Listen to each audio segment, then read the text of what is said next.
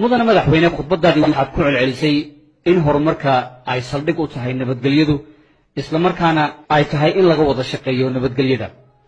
laakiin xubnihii ugu dambeeyay ee lagu qabtay xadka ee ka tirsanaa ururka nabadiidka ubbo oo Eritrea ka yimid waxay sheegeen inay muqdisho isku soo abaabuleen marka arrinta maxaad ka oran lahayd nabadgelyadu waa waxyaabaha laga wada shaqeynayo oo runtii horeyna aad looga ballamo dawladda Ethiopia iyo dawladda Soomaaliya ay ka ballameen in laga wada shaqeeyo kamid tahay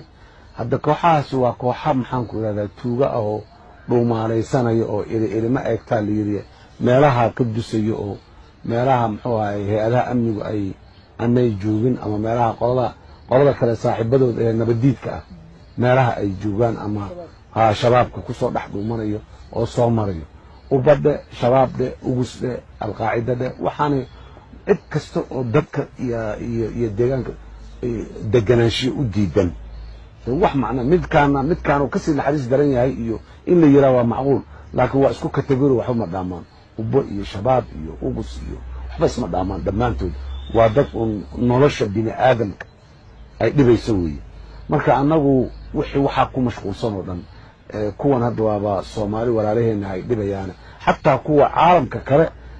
dadka naga fog dhibaya xataa annagu col baan nahay marna islaamay wixii tuuganimo oo soo baxsado meel ka soo duso waa gooy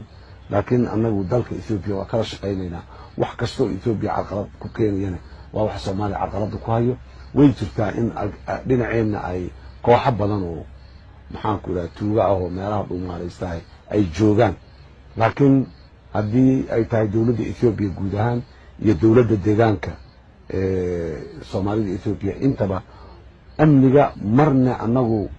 ma tanazul kama sameynayno si buuxda uga shaqeynayna hadba inta awooddeenu ay la egtahay